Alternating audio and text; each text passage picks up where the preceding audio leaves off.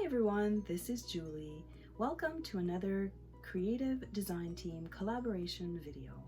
This month we are featuring treat holders, and for my project I decided to make an explosion treat box.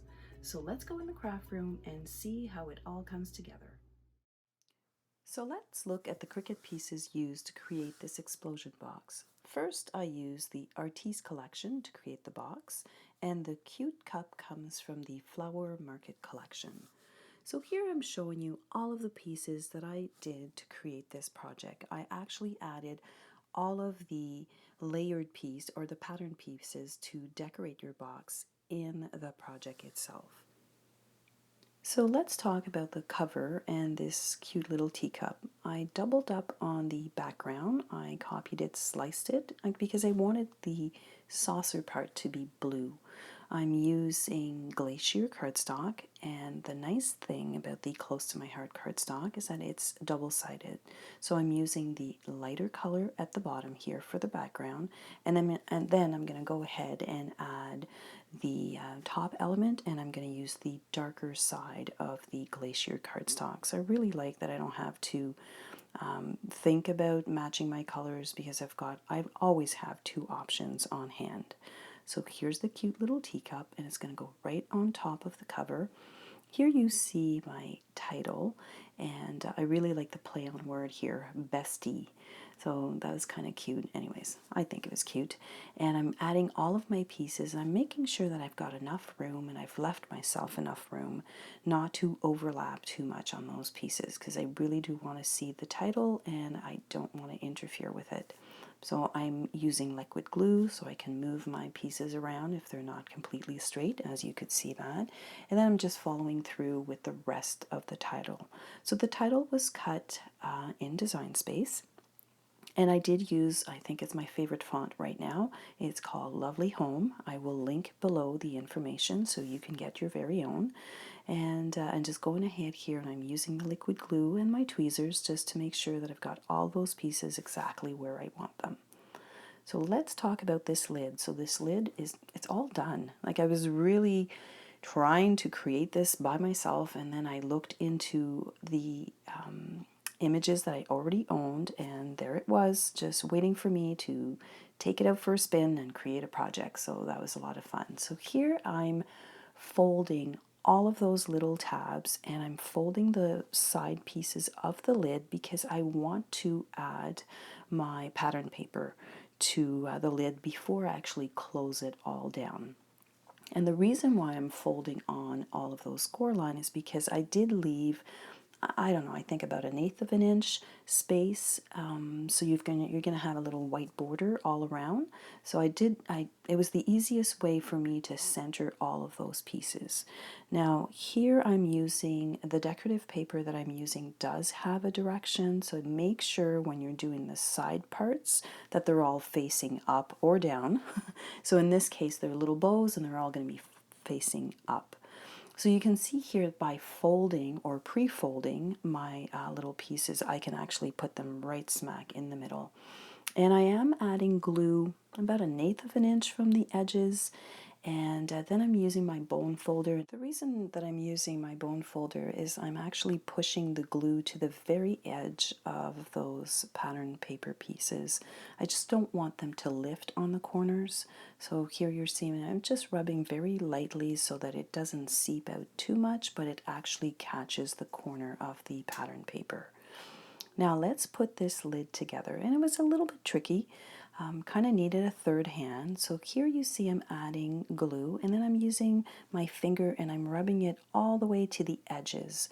And the reason for that, again, is to make sure that I get a really good seal. Now for me, the easiest way was to take my tweezers and hold that piece down. It made it like a charm to work through the lid. There's 6 sides to this, and as I'm putting each side down, I'm rubbing the glue to make sure that it catches all of the edges.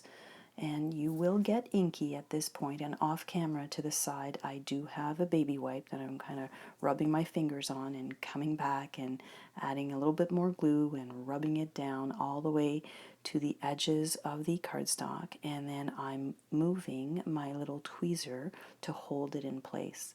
Now I did speed up this part, but the little holding the sides with the tweezer I didn't need to do that very long. I could move very easily between all of the section, and it just gave me the ability to maneuver all of those little folds and close off that lid. So that worked for me. I hope that it's a good tip for you. We always like to share how we create our projects. So here I've got the base of the box itself, and it's so easy, completely easy. I'm doing the same thing here. I am folding on the score line very gently. I'm not actually going to use my bone folder on the score line. It really didn't need it, and I find that sometimes it cracks the cardstock just a little bit too much. So I didn't want to do that. So I just gently folded all of those crease lines, and I'm doing the same thing. I'm placing my pattern paper directly on it, and I'm adding the glue, I guess an eighth of an inch from all of the edges, and then I'm just rubbing my bone folder to make sure that it catches all of the edges so that it doesn't peel off. So this is the base of the box, and as you can see, really simple to put together. I'm going to flip that over now because this is going to be the piece that holds my treat. So this is the lid. It's just cut a little bit smaller, but it's the same exact piece, and I did use pattern paper because I just like that you could see the side of it and you could see the inside. So I'm just folding exactly the way that I did the lid previously. I'm folding on the score line. But I didn't need to use my tweezer to put this together. I used a little bit less glue, but I am rubbing it all the way to the edges of those little flaps, and I'm folding it over, holding it a little bit, like maybe a second or two, and then I'm just moving on to the next section. So probably because the pattern paper is not as thick as the cardstock, it was allowing me to do this. But I just went ahead and I continued on the assembly. You did see me there. I rubbed my bone folder on the inside of that little flap, again, just to make sure that everything is nice and secure. So we're almost done here. And I would say that from beginning to end, this project takes about maybe an hour to put together. There's no inking, there's no stamping. It's really just the construction of the box itself. So we've got all of our sides together, and I'm just making sure that everything is nice and secure, and you are going to get you are going to get your fingers full of glue. So before I add my piece to the center, I want to make sure that I'm leaving myself enough space. I'm going to go ahead here and I'm going to add all of my little tea bags. And if you notice, the tea bags fit perfectly. Well, the box was designed to fit those little tea bags perfectly. And I was lucky enough that it all fit in one or on one 12 by 12 piece of paper and cardstock.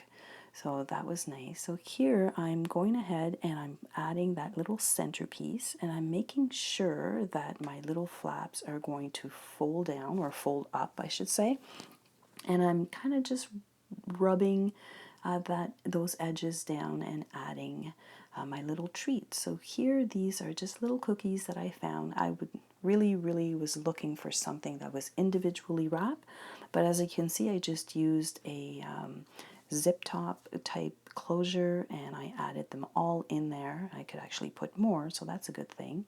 And I'm tucking underneath the lid my little sides, and there you have it, a completed explosion box.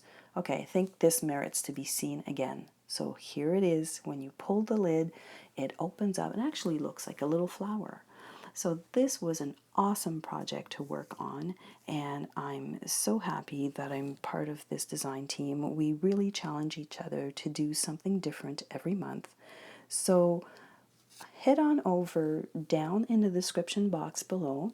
I've linked to Andrea's project, and you can watch her video, and I've also linked all of the project from our entire team, and I really hope you enjoy this little journey we're on together. Have a nice day.